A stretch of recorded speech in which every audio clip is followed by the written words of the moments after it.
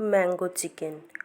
প্রথমে কিছুটা কাঁচা আম ব্লেন্ড করে নিয়ে সেটা দিয়ে চিকেনটাকে ভালো করে ম্যারিনেট করে 2 ঘন্টা মতো রেখে দিতে হবে।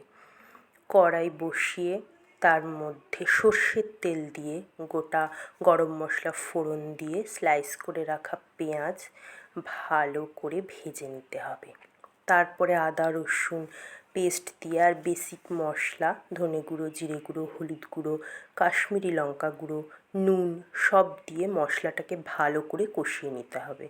কষিয়ে নেওয়া হয়ে গেলে তার মধ্যে আগের থেকে আম দিয়ে ম্যারিনেট করে রাখা চিকেনটা দিয়ে ভালো করে নেড়ে চেড়ে ঢাকা চাপা দিয়ে বেশ খানিকক্ষণ কষিয়ে রান্না করে নিতে হবে, যতক্ষণ না জল ছাড়ছে চিকেন থেকে। সেই জলেই মাংসটা সেদ্ধ হয়ে যাবে, এক্সট্রা করে আর বাইরের কোনো জল দিতে হবে না।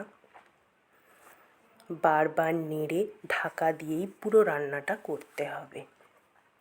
একটা টক মিষ্টির ব্যালেন্স করার জন্য কিছুটা চিনি আমি লাস্টে দিয়েছি,